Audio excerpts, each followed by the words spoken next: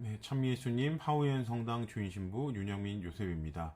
네, 이미 저희 본당에서는 이 본당 신호들을 이미 했죠.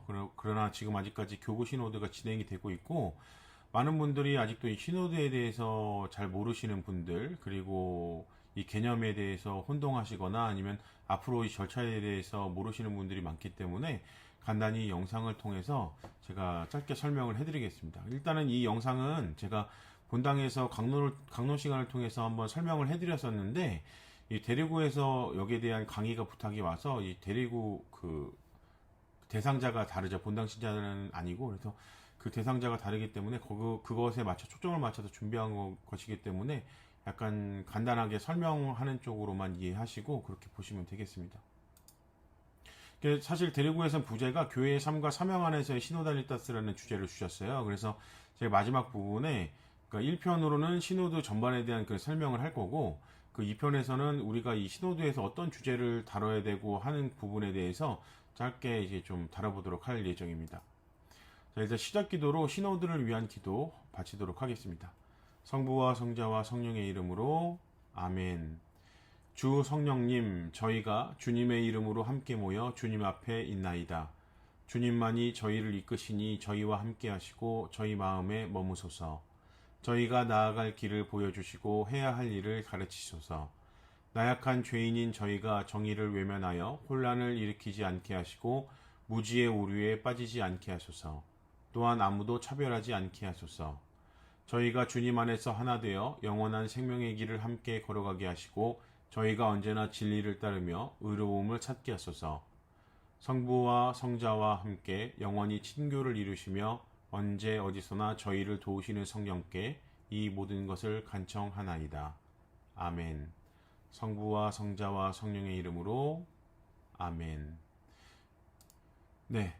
그러면 제가 이 강의를 위해서 좀 참고한 참고 자료들을 좀 설명을 할 건데요. 제가 이 참고 자료들을 설명해 드릴 이유는 이 강의를 이런 자료들을 바탕으로 준비를 했다, 이것을 설명해 드리는 것과 더불어서 이제 앞으로 이제 본당은 이제 거의 끝났지만 교구 단계나 이런 데에서 아니면은 본당에서도 아직까지 하시는 그런 본당들의 경우에는 어떻게 이런 자료들을 보시고 참고하시라는 그런 것들도 있고, 한편으로는 더 자세히 신호대에 대해서 알고 싶다 하시는 분들은 참고하시라고 제가 참고 자료들도 자세하게 설명을 해드리도록 하겠습니다. 첫 번째로는 교회의 삶과 사명 안에서의 공동 합의성이라는 제목의 책이 있어요. 2018년에 아마 출간됐던 걸로 기억하는데요. 그래서 한국천주교 중앙협의회에서 발행한 이 책이 있다는 거 말씀을 드리고요. 그리고 두 번째로는 제가 다른 교구들 자료들도 좀 봤지만 가장 잘 정리가 된 거는 천주교 대구대교구의 자료더라고요. 그래서 천주교 대구대교구 홈페이지에 들어가시면 시노드 오른쪽 중간 부분에 시노드 이 링크가 있어요. 그리고 시노드에 관련된 그 링크를 클릭하시면 지금 현재 보이시는 2번 화면이 나옵니다. 그래서 2번 화면 중에서도 특별히 보시면 여기 안내 책자라고 되어 있는 부분이 있죠. 여기서 교회의 삶과 사명 안에서 시노달리타스에서 이 PDF 파일이 보이는데 다운로드를 할 수 있게 되어 있습니다. 그래서 이 내용은 이 왼쪽에 있는 책하고 이 전반적인 이번 세계 주교 시노드에 대해서 설명이 그래도 간략하게 나온 거니까요. 참고하시면 도움이 되실 겁니다. 대략 한 10장 이 정도의 분량으로 정리를 굉장히 잘한 그런 소책자로 기억을 하고 있습니다. 그리고 그 다음으로 홍보 영상, 교육 홍보 영상으로 대구대교구에서 또 동영상들을 만들었는데요. 제가 여기서 참고한 것은 이 중에서 이 첫 번째 동영상을 참고를 했고, 나머지 아래 두 개의 동영상 같은 경우에는 이제 실질적으로 신호드 모임을 어떻게 진행하는지에 대한 어떤 설명을 보여주는 겁니다. 그래서 실제로 본당에서 만약에 참고를 하실 분들은 이 동영상들을 참고하시면 많은 도움이 되실 거라고 그렇게 생각이 듭니다. 그래서 그 방금 전에 말씀드린 것처럼 실제로 본당에서 만약에 이런 신호드 모임을 하시게 될 때 참가자용하고 진행자용으로 워크북이 있습니다. 그래서 이 워크북을 또 다운받을 수 있게 해 놓으셨기 때문에, 그래서 필요하신 분들은 이 참가자용하고 진행자용 워크북을 다운받아서 본당에서 활용을 하시면 도움이 되실 거라고 그렇게 생각이 됩니다. 자, 그 다음으로 세 번째로 참고한 자료는 카톨릭 평화방송 유튜브 채널인데요. 들어가시는 방법은 어디죠? 저기 유튜브에 평화방송 혹은 CPBC 검색하시면 이렇게 몇 가지가 등장을 하게 되는데, 그 중에서 이 CPBC라고 되어 있는 로고를 클릭하시게 되면 이 평화방송 뭐죠? 이 채널로 들어가게 되죠. 이 채널 중에서 이 재생 목록이 있어요. 이 재생 목록 중에서 이 신호도와 관련된 것이 있습니다. 그래서 여기 들어가시면 오른쪽에 보시는 것처럼 이 신호도 홍보 영상으로 신호도가 무엇인지에 대한 설명들을 하는 영상이 4개인가 5개인가 있거든요. 그래서 이 영상을 확인해 보시면 좀 더 이제 편안하게 신호도에 대해서 전반적인 것을 좀 이해할 수 있다고 보시면 됩니다. 쉽게 말하면 그 대구대교구에서 홍보 영상 하나 만든 것을 좀 더 길게 그 나눠서 만들었다고, 또 이렇게 영상으로 만들었다고 이렇게 이해하시면 되겠습니다. 자, 교회의 삶과 사명 안에서 시노달리타스, 이제 본격적으로 이제 시노드가 뭔지, 시노달리타스가 뭔지에 대한 설명을 좀 시작을 할 건데요. 일단은 이 강의를 어떻게 준비하냐면, 전반적인 시노드가 무엇인가, 그리고 시노달리타스는 무엇인가, 그리고 우리가 해야 될 제16차 세계 주교 시노드는 무엇인가, 이 3개의 영역으로 1편을 준비했다고 생각하시면 돼요. 제가 1편이라고 말씀드리는 거는, 2편에서는 구체적으로 저희가 이제 본당이나 이렇게 단체적으로 모임을 할 때 어떠한 주제들을 다뤘으면 좋겠는지, 그런 것에 대한 제 개인적인 어떤 견해, 이런 것들에 대한 제시, 이런 거를 좀 다룰 거기 때문에, 일단은 1편은 이 3가지를 중심으로 진행한다는 것을 미리 말씀을 드립니다. 첫 번째로 시노드는 무엇인가, 시노드 전반에 대해서 조금 살펴봐야 될 텐데요. 자, 이번 페이지에서는 간단하게 개요, 전반적인 이 1편의 개요를 설명해 드린다고 그렇게 이해하시면 됩니다.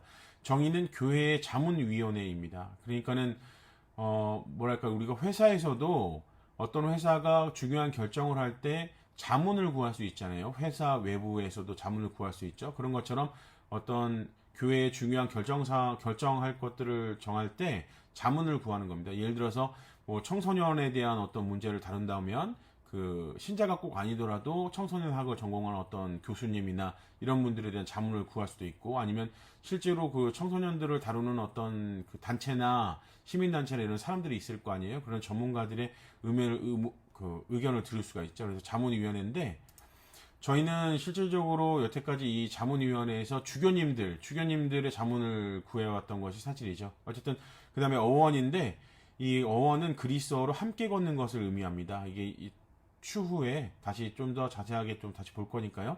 함께 걷는 것을 의미한다. 시노드라는 것은 이 정도로만 보고 넘어갈 거고요.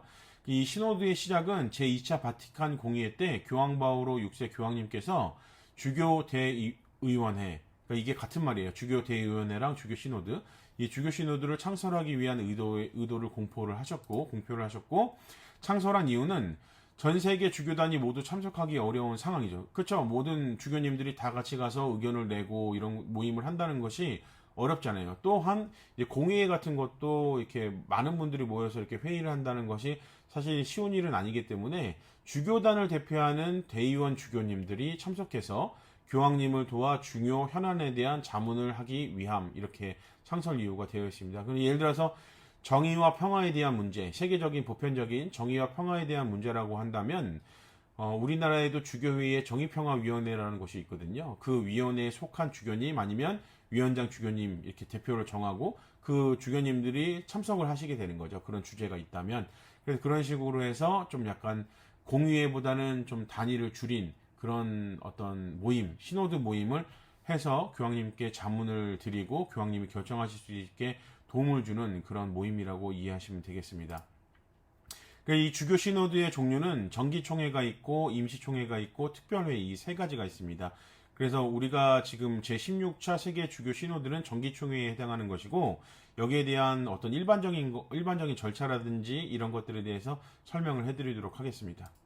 자, 이제 세계 주교 시노드는 첫 번째로 교황이 세계 교회를 대표하는 대의원 주교들의 자문을 듣는 회의다, 이렇게 정의를 할 수 있겠고, 이거 방금 전에 설명을 해드렸던 것이죠. 하느님 백성 모두가 참여하는 교회의 여정이다.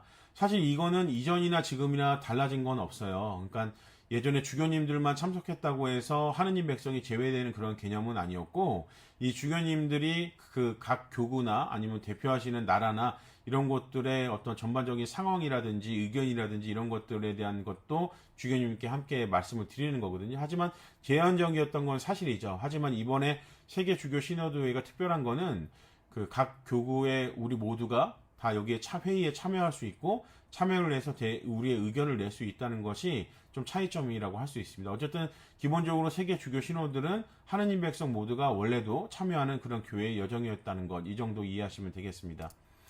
그 시노드라는 의미에 대해서 좀 더 자세하게 설명을 해드리면, 시노드는 하느님 나라를 향해 함께 걸어가는 하느님 백성 모두의 여정, 그리고 교회 그 자체를 의미한다. 그래서 왼쪽 아래 그림을 보시게 되면은 이 그리스어로 쉰이라는 그 뜻의 의미는 함께죠. 그리고 호도스가 길을 의미하는데 함께 길, 이게 이 두 단어가 합쳐져서 시노드라는 단어를 만들게 됩니다. 그래서 이 시노드의 의미는 하느님 나라를 향해 함께 걸어가는 하느님 백성 모두를 의미하게 되는 거죠. 그렇기 때문에 하느님 백성 모두를 의미하고 함께 걸어가는 하느님 백성 모두를 의미하기 때문에 교회, 시노드라는 것은 교회 그 자체를 의미한다고 이렇게 해석을 하는 겁니다.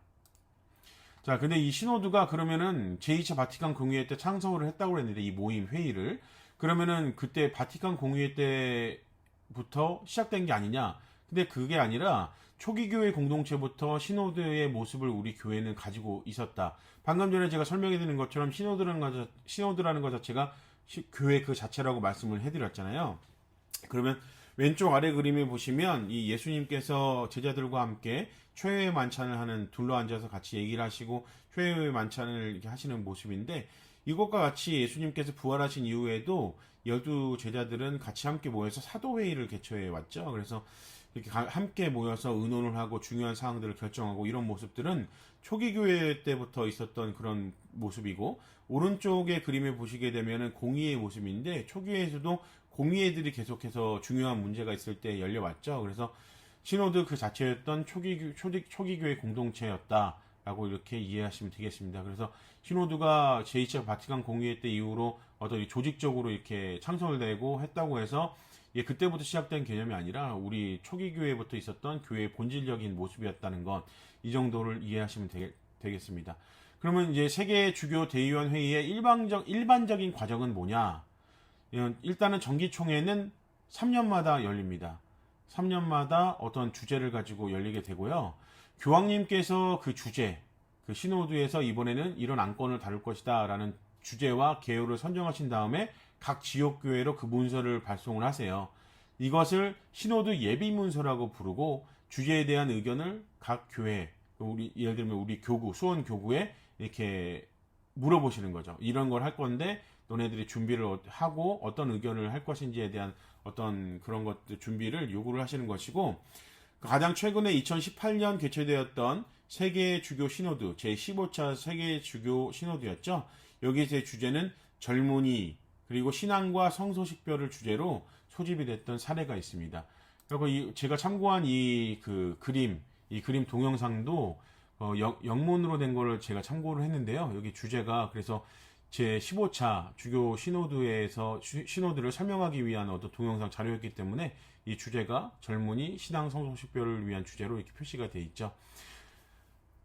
그러면 세계 주교 시노드에는 누가 참석을 하는가? 참석 인원은 참석자는 누구인가? 첫 번째로는 전 세계 지역 주교 회의에서 뽑힌 대표자들, 아까 제가 설명해 드린 것처럼 위원회별 주교님들이 참석을 하시는 거고, 그래서 여기 왼쪽에 그림을 보시게 되면 전 세계별로 이렇게 주교님 이게 참석하신다는 그 그림이고, 교황청 위원들, 이제 교황청에도 각 부서들이 있을 거 아니에요. 주요 뭐 장관들, 일류몽호성 장관, 뭐 성직자성 장관, 이런 장관님들을 비롯해서 교황청 위원들, 즉 이게 대부분 이게 주교님들이시겠죠. 주교님들이 참석을 하시게 되고, 그리고 수도회 대표들. 우리나라에서는 이 수도회 교구 중심이기 때문에 수도회 하면 주교님을 보통 잘 떠올리지 못하는데, 이번에 서울대교구에도 수도회 출신 주교님이 이제 서울대교구 대교구장직을 이제 직에 임명받게 되셨죠. 그래서 주교님이 되셨는데, 어쨌든 그렇게 수도회 대표자들도 이 세계 주교 시노드에 참석을 한다. 그리고 그 외에 평신도 전문가와 참관인, 아까 제가 말씀드린 것처럼 어떤 전문 자문을 해줄 수 있는 그런 사람들인데, 이것은 이제 필요와 전문성에 따라서, 그러니까 주제에 따라서 어떤 뭐랄까요, 이게 참가할 수 있는 이런 사람들이 결정되게 되겠죠. 그리고 마지막으로는 교황님께서 초대한 사람들도 여기에 참석할 수 있게 됩니다.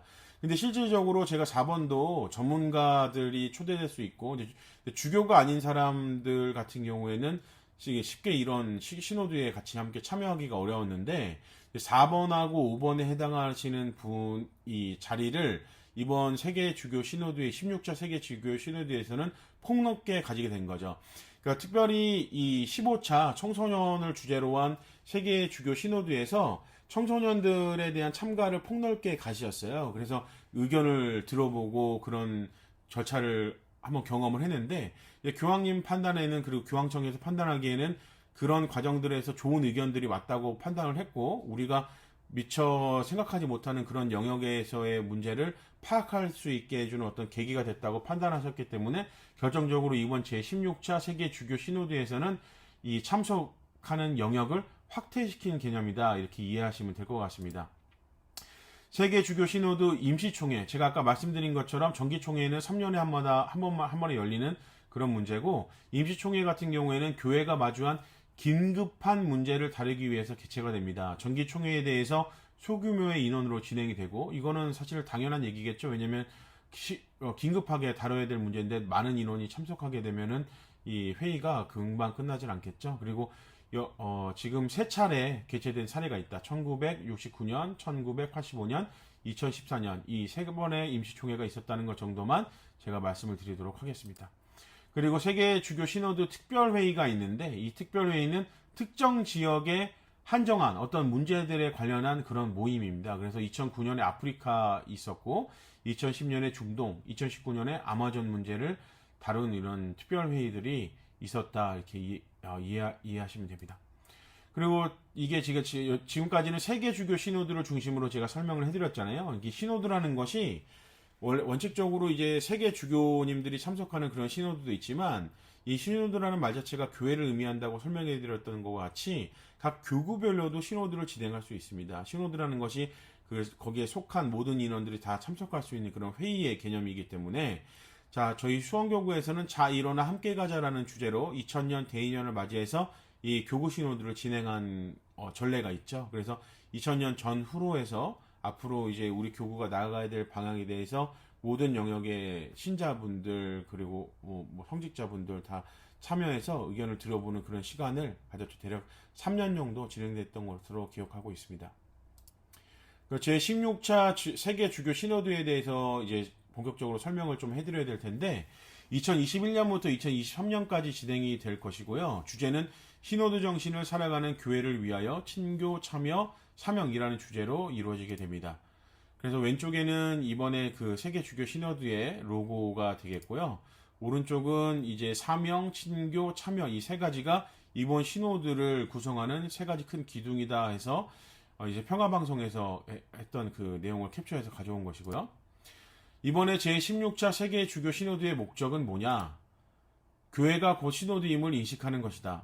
그러니까 무슨 얘기냐면, 15차 세계 주교 시노드까지는 주교님들만 참석하는 그런 형식의 어떤 회의였잖아요. 그런데 이게 사실은 원칙적으로 시노드 자체가 모두가 함께하는 그런 것인데, 주교님들만 참석을 하고 마치 주교님들이 모든 것을 결정하고 주교님들만 이렇게 의견을 내고 이런 모습을 보이게 되니까, 신자들 입장에서는 이런 건 우리가 얘기해도 되지 않는구나, 이런 생각을 계속 하게 되잖아요. 그래서 원칙적으로 그 시노드라는 게 우리가 함께하는 그런 여정이기 때문에, 교회가 그 시노드를 인식해서 우리 모두가 중요한 이런 현안들에 대해서 목소리를 내고 함께할 수 있도록 이렇게 인식하게 함을 목표로 하고 있습니다. 그래서 가장 교회다운 모습, 시노드의 모습, 함께하는 그 모습으로 하느님 뜻에 부합하는 삶을 살 수 있도록 그런 목적이 있죠. 그리고 시노드 정신으로 복음화와 선교 사명을 이행하게 하는 삶을 살게 하는 그런 목적이 있습니다.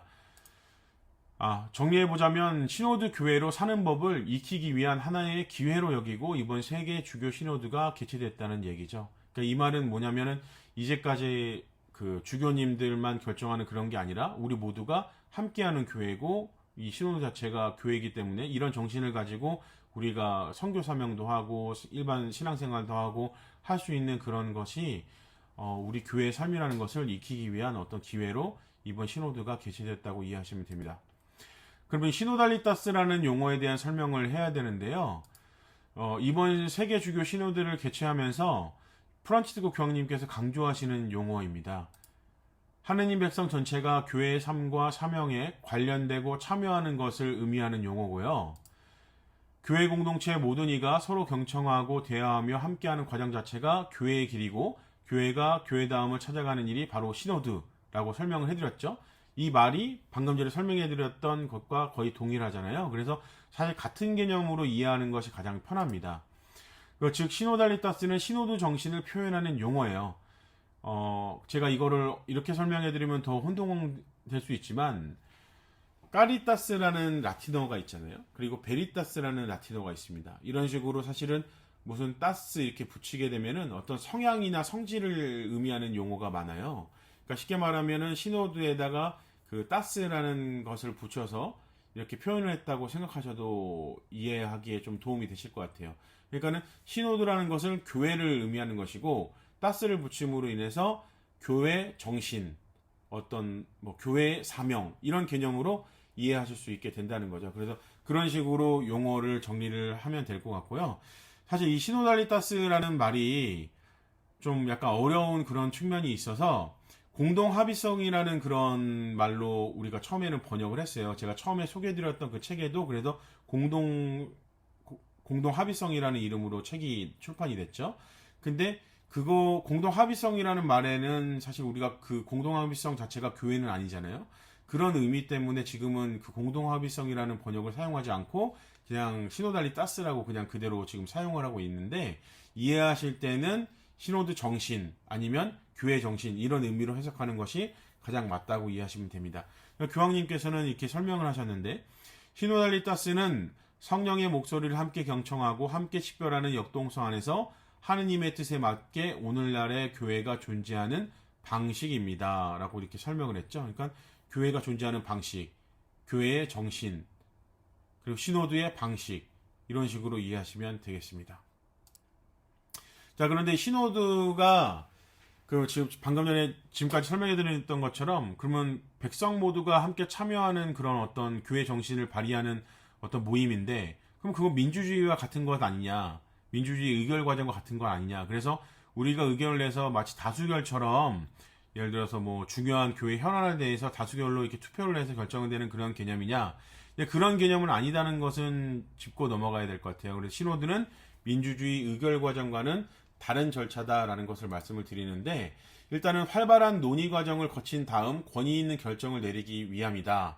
그러니까는 우리가 교황님 같은 경우에 어떤 중요한 문제를 할 때 각 어떤 나라별이나 지역별 상황을 알기가 어렵잖아요. 근데 만약에 우리가 그렇게 의견을 내고 하면, 여기는 이런 문제가 있구나, 이런 의견을 가지고 있구나, 다 한 다음에 그러면 이런 쪽으로 해서 좀 접근을 하고 결정을 해야겠다라는 생각을 하겠죠. 그래서 결정은 교황님이 하시지만 그런 자문이나 도움을 주기 위해서 사실 우리가 이런 논의를 하는 것이라고, 우리 의견을 말하는 것이라고 볼 수 있겠고, 그리고 이를 통해서 교회는 다양한 의견들이 조화를 이루는 가운데 일치를 실현한다, 이 목표를 실현하기 위해서 이 시노드를 개최하는 겁니다. 우리가 의견이 다 다르지만 이런 것들을 가운데에서 우리가 하나의 어떤 공통된 결론을 내릴 수 있고 그것을 따르고 하는 일치를 표현하기 위해서 사실 이 시노드가 개최가 되는 것이고, 이 교회의 통치권은 해당 집권자에게 있기 때문에 결정은 집권자가 하는 겁니다. 그 세계 주교 시노드에 대한 결정은 교황님께서 하시는 것이고, 지역 교회에 대한 어떤 결정, 우리 수원교구에 대한 그런 결정은 교구장 주교님께서 최종 결정을 하시는 거죠.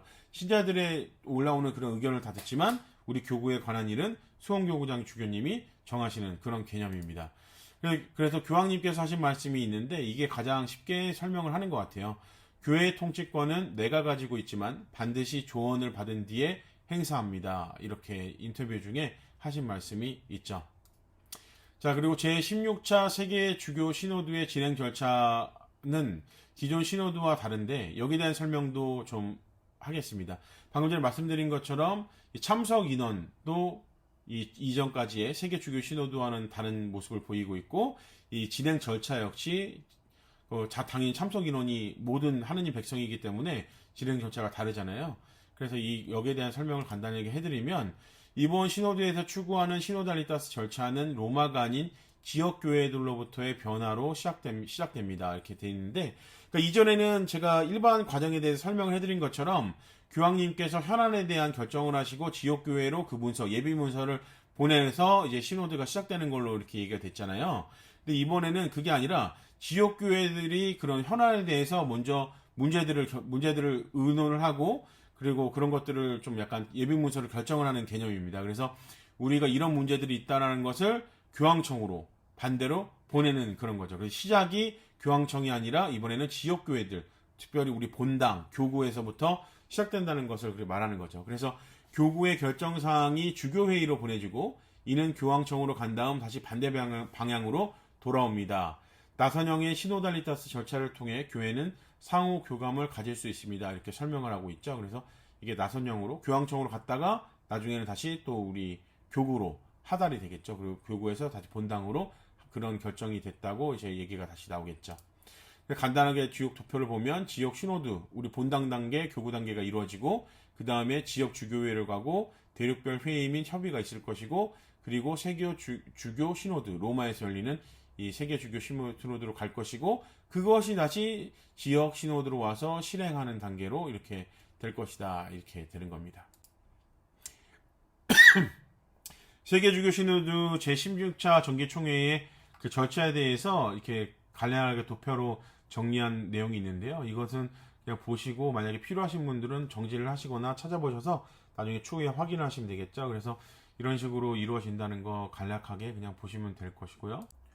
네, 그래서 지금까지의 강의 내용을 간단히 한번 내가 살펴보고 싶다 하면, 앞서서 제일 처음에 제가 참고 자료에서 말씀드린 것처럼 대구대교구의 그 홍보 영상을 보시는 게 가장 간단할 것 같아요.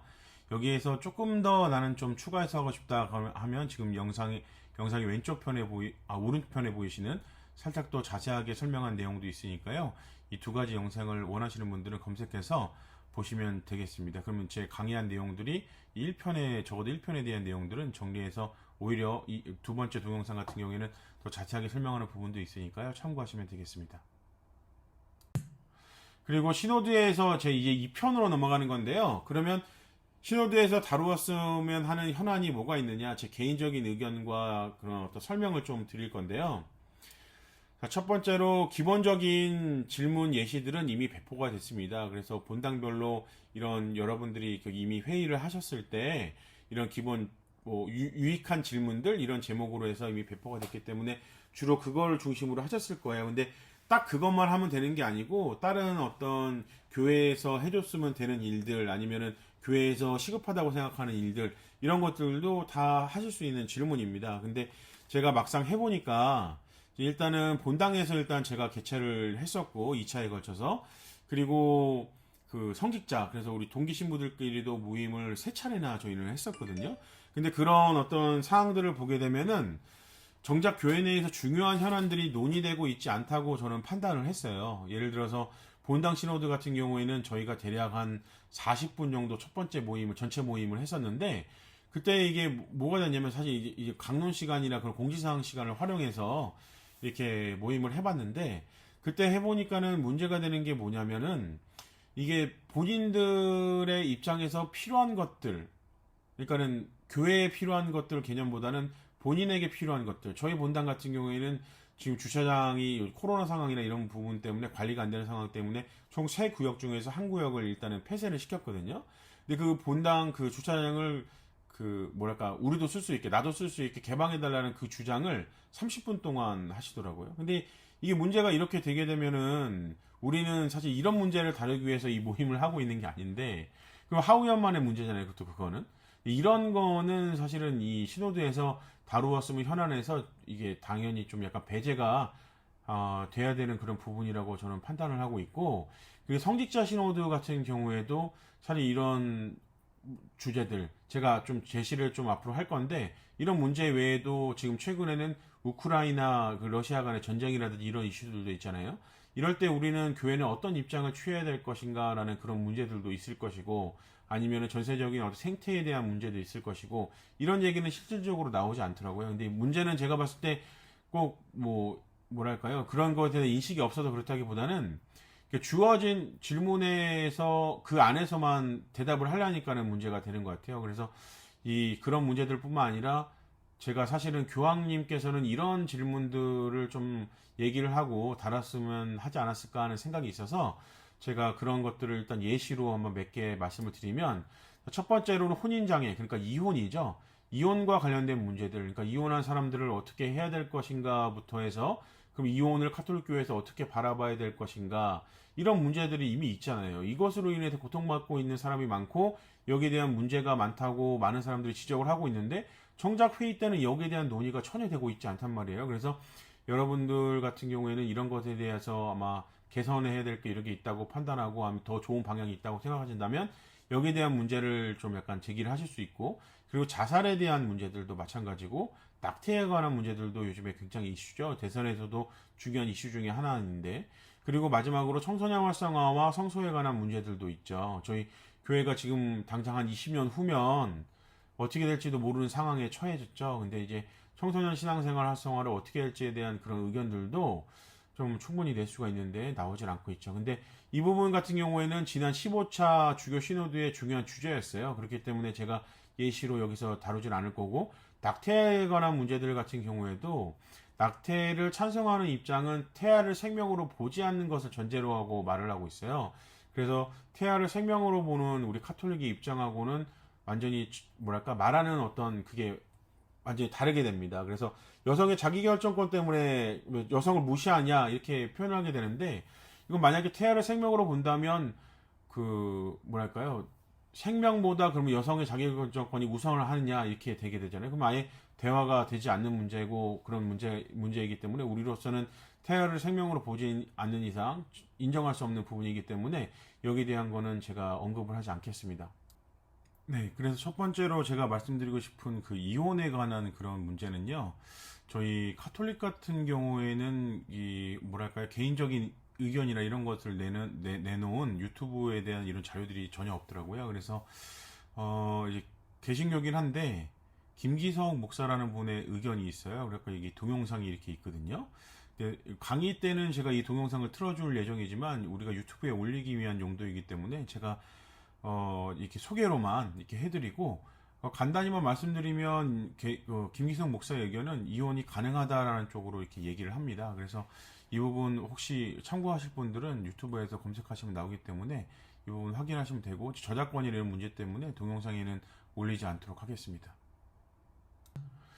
그래서 그 개신교 이 김기성 목사님의 의견은 쉽게 말해서 이혼이 가능하다라는 입장을 좀 피력을 하셨어요. 성경을 그렇게 뭐랄까 지금 성경 그대로 해석할 게 아니라 당시에 그런 어떤 예수님께서 말씀하신 상황을 고려해서 우리가 좀 약간 폭넓게 해석해야 된다 이런 의견을 주셨는데, 저희가 가장 가깝게 연중 제7주간 금요일 복음 마르코 복음 10장 1절에서 12절까지의 말씀을 보게 되면 이렇게 돼 있죠. 창조 때부터 하느님께서는 사람들을 남자와 여자로 만드셨다. 그러므로 남자는 아버지와 어머니를 떠나 아내와 결합하여 둘이 한 몸이 될 것이다. 따라서 그들은 이제 둘이 아니라 한 몸이다. 하느님께서 맺어주신 것을 사람이 갈라놓아서는 안 된다. 이렇게 직접적으로 예수님께서 말씀을 하세요. 그러면 그렇기 때문에 이런 부분 때문에 카톨릭 교회는 혼인의 단일성과 불가이성성은 카톨릭 교회의 교리로 이제 선포를 하게 됐고, 이것은 방금 전에 저희가 보는 이런 복음에 근거를 합니다. 예수님께서 직접적으로 말씀하신 거기 때문에 가감할 필요가 사실은 없겠죠. 그래서 따라서 교회법에는 이혼의 개념이 존재하지가 않습니다. 당연히 둘이 한 몸을 이루어 살아야 되는데 이혼이라는 개념이 있을 수가 없겠죠. 그래서 단지 이 방금 전에 이 동영상을 만약에 보시게 되면은 이 이혼의 이유로 김기성 목사는 뭐랄까 견딜 수 없을 정도의 폭력이나 이런 게 있으면 이혼이 가능하지 않겠냐 이런 의견을 줬는데, 우리는 그 정도의 어떤 조건이 있을 때 별거가 가능할 수 있게 교회법에서 규정을 하고 있어요. 그래서 별거의 개념만 존재를 한다 이렇게 말씀을 드릴 수 있을 것 같고, 그런데 문제는 현대사회에서 이혼으로 인한 이 신앙의 문제가 지속적으로 대두가 되고 있잖아요.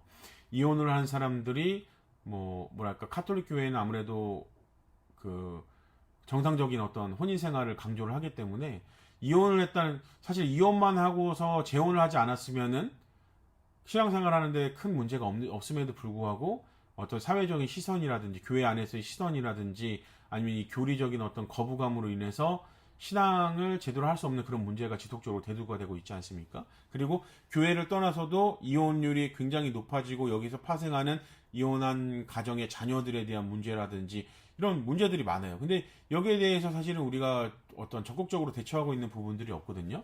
분명히 대처해야 될 것들이 있는데 사실 얘기가 되는 것이 없고, 그래서 개신교의 경우 대부분 교파가 카톨릭의 이 별거 사유에 준해서 이혼을 허락하는 것으로 파악됩니다. 방금 전에 말씀드린 보여드린 그 목사님의 의견도 그렇고, 대부분 개신교 신자들 같은 경우는 이혼하고 재혼한 것이 문제가 없죠. 다만 우리 카톨릭 경우에도 사실 이혼은 별거의 개념으로 인식을 하지만 재혼이 안 되기 때문에, 재혼을 하게 되면 혼인장애가 되고 정상적인 신앙생활, 그러니까 성사가 안 되죠. 그래서 성사장애를 받기 때문에 이게 문제가 되죠.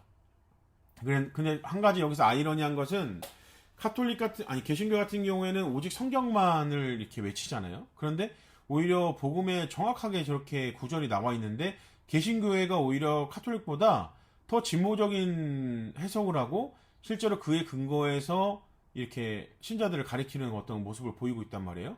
성경을 다르게, 오히려 카톨릭 교회와는 성경을 좀 약간 다르게 그 상황에 맞춰서 그 상황을 봐야 된다고 이렇게 어떤 의역을 하고 있죠. 그래서 이 부분에 대해서 조금 약간 의문점이 저는 사실 개인적으로 있지만, 어쨌든 우리는 그래서 어떻게 바라봐야 되는가, 이혼에 대해서 어떻게 바라봐야 되고, 그러면 그런 상황에 어려움에 처한 사람에 대해서 어떻게 해야 되고, 이런 부분에 대해서 우리가 논의가 있고, 이런 부분에 대한 어떤 보편교회에서의 입장들이 나올 수 있게 이런 의견을 제시를 해줘야 되는 부분이 있다고 이렇게 생각이 돼서 이 얘기를 좀 길게 좀 했습니다.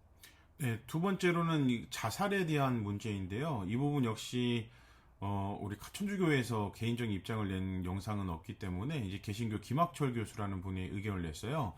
이전에 봤던 그 목사님이나 여기에서 나오는 김학철 교수나 둘 다 약간 진보적인 성향을 가진 분이라는 것은 제가 미리 말씀을 드릴게요. 그러니까 둘 다 어느 뭐랄까요, 뭐 통일된 어떤 개신교의 그런 입장은 아닌데, 어쨌든 여기서도 짧게 개신 기독교인의 자살이라고 해서 어떻게 바라봐야 하는지에 대해서 약간 진보적인 입장, 그래서 그런 것들에 대한 얘기를 하고 있어서 확인하실 분들은 유튜브 영상 검색하셔서 확인하시면 됩니다.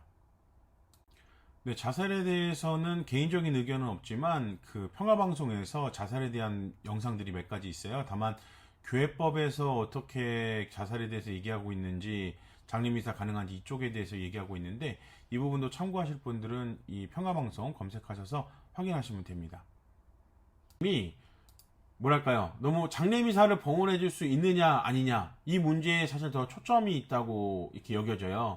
이 평화방송 이외에 다른 동영상들도 마찬가지로 이렇게 몇 가지 있긴 있는데, 장례미사에 대한 여부에 대한 어떤 그런 것, 교회법에 대한 여부, 여기에 대해만 집중되어 있기 때문에 개인적인 의견은 사실 이렇게 뭐랄까요, 찾아볼 수가 없었거든요. 그래서 여기에 대한 의견들도 마찬가지로 우리가 제시를 해서 보편교회 교황님께 넘길 수 있어요. 그래서 이런 부분들도 한번 진중하게 한번 생각해 보실 필요가 있고, 교회법에는 명시적으로 장례미사를 금지하는 조항은 없습니다. 이거 방금 전에 사실 보여드려야 될 영상에도 나와 있는데, 예전 구교회법전은 있지만 현행 교회법전에는 명시적으로 금지하는 조항이 없다는 거.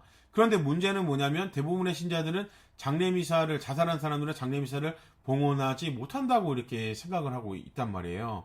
그래서 아이러니하게도 교회법에서는 사실 금지하고 있다고 보여지지 않지만, 우리가 장례미사를 본당에서 봉헌을 하지 못하는 이유는 그 신자들이 장례미사를 봉헌하지 못한다, 이거는 금지되어 있다, 이런 생각을 하고 있는 그런 문제 때문에 그래요. 그런 봉헌하지 못하는 여건이 있기 때문에 그런데, 이건 왜 그러냐면, 이교자나 이단자나 이런 사람들은 장례미사를 봉헌해 줄 수가 없는데, 여기서 또 하나의 조항이 추문의 위험이 있으면 장례미사를 봉헌하지 못해요. 그러니까 예를 들어서 어떤 사람이 이교 활동을 했는데 이 사람이 죽었어요. 그러면 이 사람은 이교 활동을 했기 때문에 장례미사를 봉헌하지 못하는 거잖아요. 그렇죠? 근데 여기에 대해서 이게 의문이 있는데, 의문이 있을 때 이 사람을 만약 장례미사를 봉헌하게 되면은 여기서 추문이 일어날 수 있어요. 스캔들이 있을 수 있어요. 그러면 봉헌을 할 수 없게 돼 있거든요. 마찬가지로 장례미사도 여기에 적용이 되는 부분이 있어요. 그래서 이게 만약 카톨릭이 자살을 해도 되는 걸로 이렇게 용인하는 거냐, 이런 인식이 있기 때문에 현재 특별히 한국 카톨릭 교회에서는 장례미사 자살한 사람의 경우에 장례미사를 봉헌하지 못한다고 생각을 하는 경우도 많고 실제로 이루어지지 못하는 경우들이 많이 있죠. 아예 사실 자살한 경우에 애초에 장례미사를 보통 이렇게 청하지 않습니다. 그래서 들은 문제가 있죠. 이런 부분들 때문에. 그래서 우리는 이 자살을 어떤 관점에서 바라보고 접근해야 되는가, 이 문제에 대해서 좀 생각해 볼 필요가 있다고 생각해요. 그러니까 자살을 요즘 현대에서 많은 의사들이나 이렇게 의학적 관점에서 보는 것처럼 어떤 외부적인 요인들, 어떤 우울증의 요인들이라든지 어떤 견디기 힘든 어떤 그런 외부적인 요인들로 인해서 자살을 턱하는 개념으로 우리가 조금 더 접근을 할 수 있느냐, 아니면 우리 교회의 전통적인 관점으로 바라봐야 이런 자살이나 이런 것들을 조금 더 뭐랄까 벌어질 수 있는 환경을 없앨 수 있느냐, 이런 것들에 대한 그 자살 자체에 대한 생각을 한번 좀 이제 다시 해봐야 될 시점인 것 같아요. 어떤 관점을 바라보고 접근해야 되는가. 이 문제가 해결돼야 그래도 장례미사 같은 경우에도 자연스럽게 이미 우리는 해줄 수가 있거든요. 그래서 자연스럽게 장례미사도 봉헌할 수 있게 이런 여건들을 우리가 만들어 나갈 수 있을 거라고 생각합니다. 그리고 자살한 사람들의 어떤 자녀들이라든지 뭐 이런 사람이 있다면 그들은 어떻게 해야 되는가 하는 문제들이 있잖아요. 이런 것들에 대해서 이런 중요한 문제들, 그리고 아울러서 아까 말씀드린 전쟁 문제, 지금 좀 약간 긴급한 문제로 대두되고 있죠. 그래서 이런 문제들에 대한 의견들, 크게 대략적으로 이런 문제들이라도 여러분들이 시노드 회의 때 좀 얘기를 하시고 이런 것들에 대한 어떤 뭐랄까 대책이라든지 생각들을 보편교회까지 넘어갈 수 있게 제시를 해주시면 나중에 교황님께서 좀 더 좋은 선택을 하실 수 있도록 도움이 되지 않을까 이렇게 생각을 하고 있습니다. 자, 그래서 약간 동영상 몇 개를 뺐는데도 불구하고 거의 40분이 넘어가는 어떤 영상을 만들게 됐네요. 그래서 하느님 안에서 모두 함께 하고 어려움에 처한 이웃들을 기억하는 시노드가 되기를 기원하면서 여러분께 모두 인사드리겠습니다. 수고하셨습니다.